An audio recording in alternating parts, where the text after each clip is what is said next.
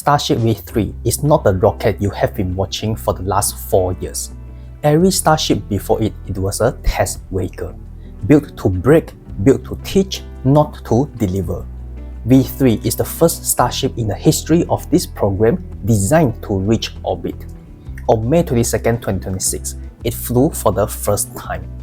The 11 flights before this one had one job: show SpaceX what breaks. Every anomaly was data. Every hard landing was information. That was the design. They were never built to carry real payloads to real customers. V3 was. The upgrade from V2 to V3 is not a tune-up. Payload to low Earth orbit went from 35 tons to 100 tons. Falcon 9, the rocket that runs 170 missions a year and hosts 90% of the global launch market, carries 22 tons. V3 carries 100. That is not an upgrade. That is a different category of machine. The engines changed. 33 Raptor 3 engines on the Super Heavy booster. Higher chamber pressure. More thrust per engine than anything SpaceX has flown before. But the change that defines what V3 actually is: 4 docking ports on the upper stage. Not for crew, for propellant. Think of a commercial aircraft flying from New York to London. It carries enough fuel to make the whole trip. But if that aircraft needed to reach the moon, it would have to stop somewhere in between and refuel. Starship faces the same problem. Fully fueled on the launch pad, it has just enough propellant to reach low Earth orbit. To go further, a separate tanker Starship meets it in orbit and transfers propellant across those 4 ports. V3 was designed with that mission in mind. But there is one more thing V3 was built to carry that no Starship before it could: the next generation of Starlink satellites. Current Starlink satellites carry roughly 80 gigabits per second each. V3 satellites carry 1 terabit per second. That is more than 12 times the capacity of what is in orbit right now per satellite. They are already built, but they cannot fly on Falcon 9. The cargo bay is too small. They were designed specifically for V3. So the next generation of Starlink, already built, waits for V3 to do what V3 was designed to do. Flight 12 was that rocket's first flight. SpaceX was not trying to reach orbit. The plan was simpler: prove the new hardware survives launch. It mostly did. Ship 39 lost one of its 6 vacuum Raptor engines during ascent, but the flight computer did not shut the mission down. It extended the burn on the remaining 5 and held the vehicle on trajectory. Dan Holt, SpaceX's commentator on the live webcast, said in that moment, "I wouldn't call it nominal orbital insertion, but we are on a trajectory that we had analyzed and is within bounds." A rocket that loses an engine mid-flight and keeps going, that is fault tolerance. That is what SpaceX needed to see before trusting V3 with real payloads. So the ship did its job. But Super Heavy Booster 19 came down hard in Gulf of Mexico. Most coverage called it a failure. It was not that simple. SpaceX decided before Flight 12 launched not to attempt a booster catch. V3 introduced thousands of changes from V2. The calculation was straightforward.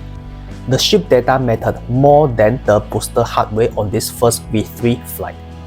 They planned a controlled splashdown. The booster did not cooperate even with that, but the decision not to catch it was SpaceX's, not a surprise. Elon Musk posted after the flight, "Congratulations SpaceX team on an epic first Starship V3 launch and landing.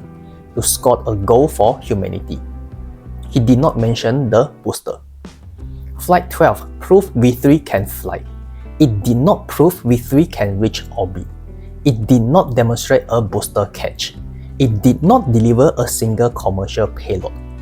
And the FAA opened a review of the booster anomaly the same week. Flight 13 cannot launch until that review closes. The license is not expected before Q3 2026. But Flight 13 is what this comes down to. Flight 13 is not another test in the same category as per 11 before it. If it works, it is the first time in the history of this program that Starship reaches orbit. Not suborbital, orbit, full velocity, full re-entry. So what sits on the other side of that line? The V3 Starlink satellites, already built, cannot fly on Falcon 9. SpaceX committed in the S1 to the beginning Starship payload delivery to orbit in the second half of 2026. That sentence has a due date attached to it.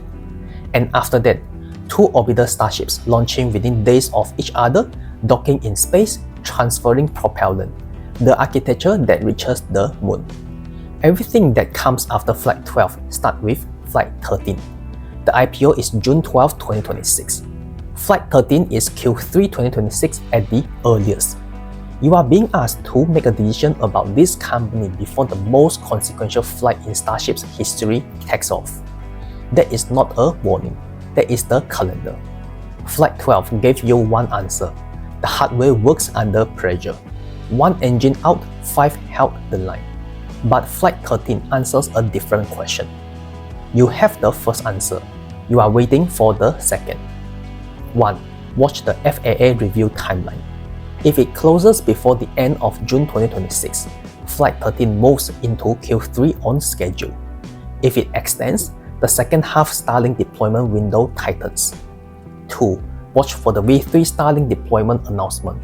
SpaceX committed to it in the S1. That commitment has a date. 3. When Flight 13 launches, watch the orbiter profile. Suborbital and orbital are not versions of the same test. They are different questions with different answers. The rocket that flew on May 22nd is not the one you have been watching. 11 built to break, 1 built to orbit. When Flight 13 crosses that line, will $1.75 trillion look like the starting price or the ceiling? If this breakdown is useful, hit like and subscribe. I go 3 layers deep every week.